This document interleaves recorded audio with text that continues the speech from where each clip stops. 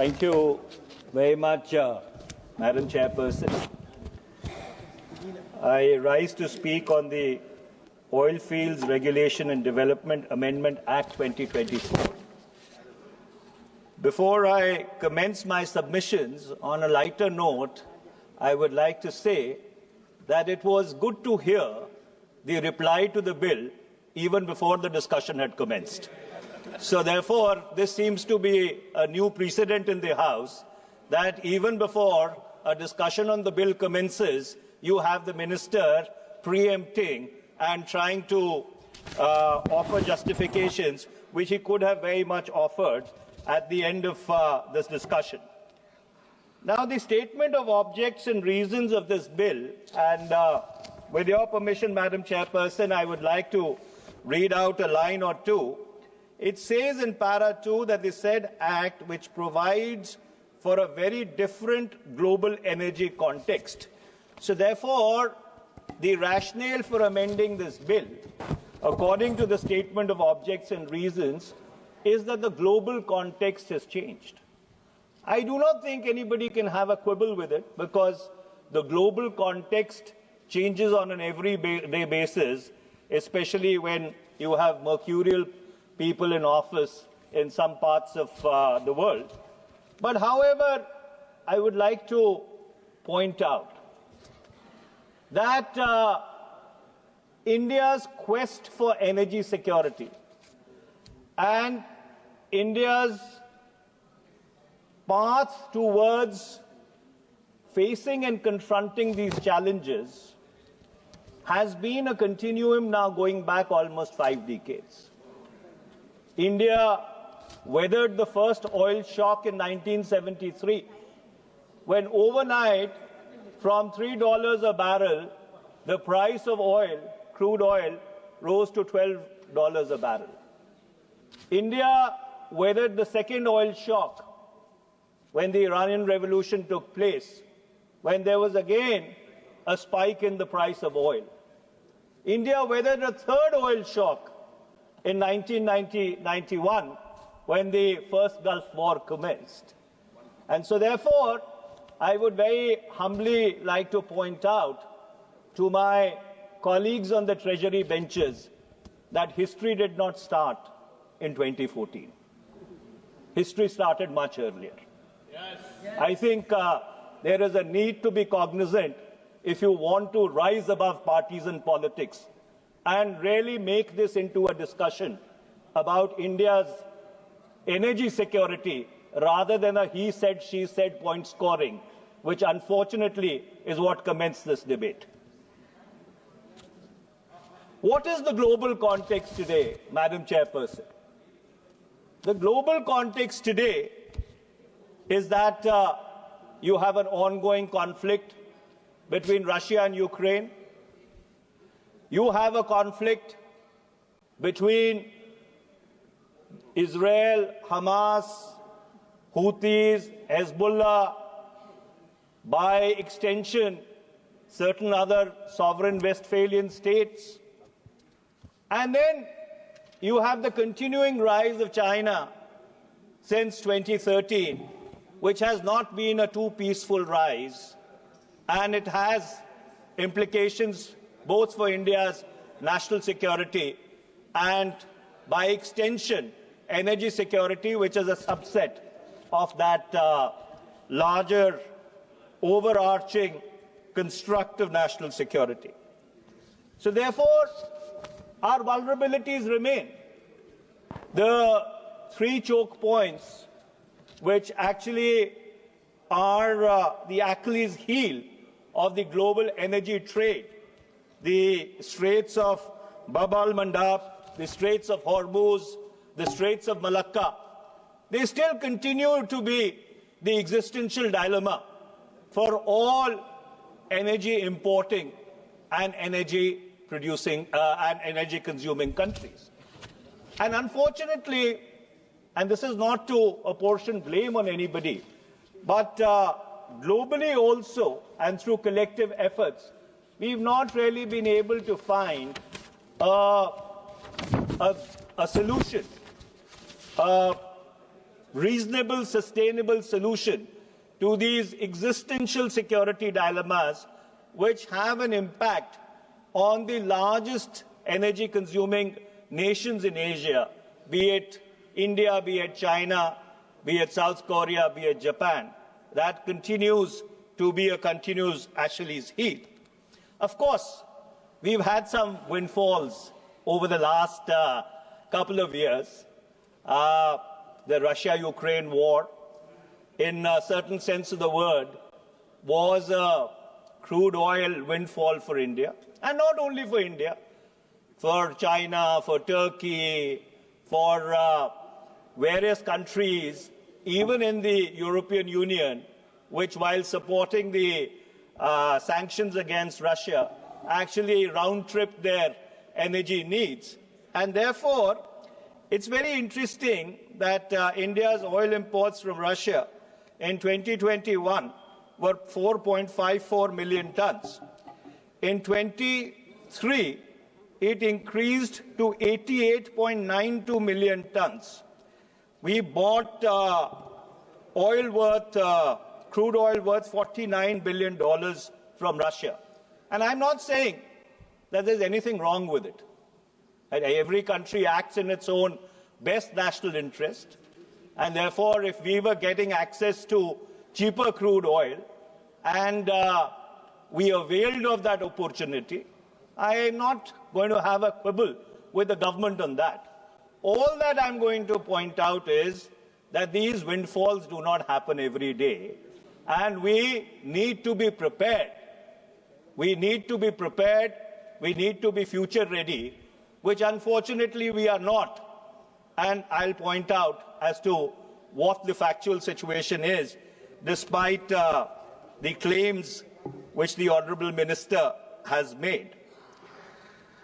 In the year 2014-15, our production of crude and natural gas was 37.461 million metric tons.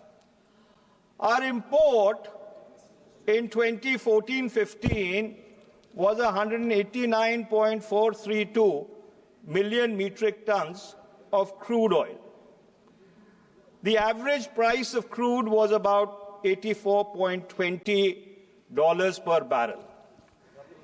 In 2023-24, our crude oil production has actually declined to 29.4 million metric tons. Our crude oil import has actually risen to 243.3 million metric tons.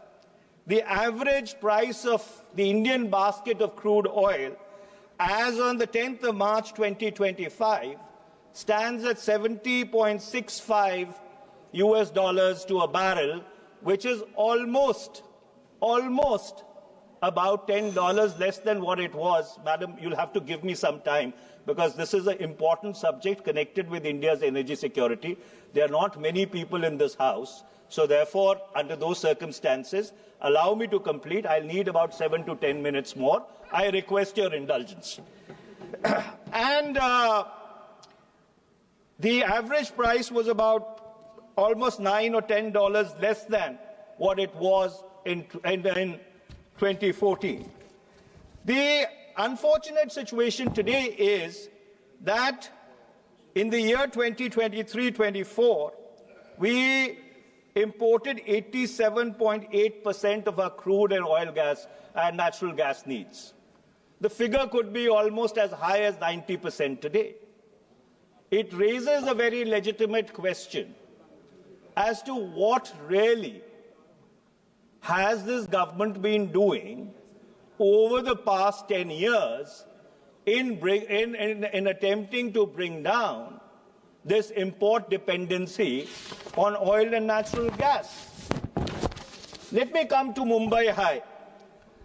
The Mumbai High crude oil and natural gas oil field at its peak was producing 476,000 barrels per day. What is its production now? 134,000 barrels per day. Notwithstanding the collaboration with the Chevron, with ExxonMobil, and the large oil majors which Mr. Hardeep Puri referred to in his introduction to the bill, the fact is that the Bombay High collaboration has not boosted the oil production. Minister, when you get your chance, you'll get a chance to reply. We never interrupted you, heard you very peacefully. So therefore, when you get a chance to reply, we'll be here to hear you. Similarly, shale oil and gas. Now, according to estimates, there's 96 trillion cubic feet of gas and 1 billion barrels of shale oil in Cambay, Krishna Godavari and the Kaveri Basin. What has the government done in the past 10 years to tap the potential of shale oil? Why is there no explanation for what has been done over the past 10 years? This bill is not coming as if this government was sworn in yesterday. This government has been in office for 11 years now.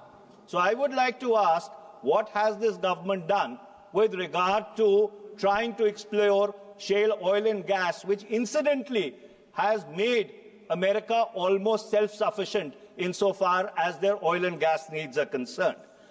The Honourable Minister, Mr. Prahlad Joshi, to whom I had the honour of asking a question in the morning, which he chose to duck, but well, that's his prerogative, had said that 100 million tons of coal gasification and liquefaction would be achieved by 2030 by investing 4 lakh crores. I would like to ask, where are we in 2025? You have a target for 2030. Where are we with regard to coal gasification and liquefaction? How much of this target really has been achieved? So what you require, in addition to a law, is actually a roadmap to make India energy sufficient, which unfortunately is completely missing. I would like to end by just 2 or 3 suggestions, Madam Chairperson. There's a need to think out of the box. The Minister was absolutely correct. Oil exploration and gas exploration costs a lot of money. And that money, unfortunately, is not readily available in the amounts and volumes that it is required. I'm not suggesting that you go back to the wildcatting days of the Wild West. But what is the government planning to do to encourage independent oil explorers? After all, there's a whole community around the world of independent oil explorers. Does your bill have anything that incentivizes these independent oil explorers, in addition to, of course, the oil majors whom you are wanting that they come in, and if they do, that would be more than welcome. Similarly, there was an international energy forum in Riyadh. The minister is aware of it, given his long years in India's diplomatic service. Now, that forum was essentially created to facilitate a consumer-producer dialogue. How much of a role is India proactively playing in this forum in order to ensure that there is a dialogue between consumers and producers, especially given the fact that we import 90% or 87.8% as of 2023-24 of our oil needs? So therefore, the reality is the Indian economy even today is hydrocarbon dependent. And out of that hydrocarbon dependency, 65 or 55% of it is still coal. It is not even oil and gas. So therefore, I would like to request the government, you need to come out with a proper strategy which takes into account hydrocarbons, intermediates, and renewables in a holistic manner. So therefore, you have a roadmap to energy self-sufficiency by 2050 or by 2060. Insofar as your bill is concerned, Mr. Minister, it makes minor changes here and there. So it's more of a technical bill. What is really missing is a vision. What is really missing is a roadmap. And as I started by saying, you are not a government which was sworn in yesterday. You are a government which is 11 years old, and you need to account for the fact that what have you done over the past 11 years. Thank you.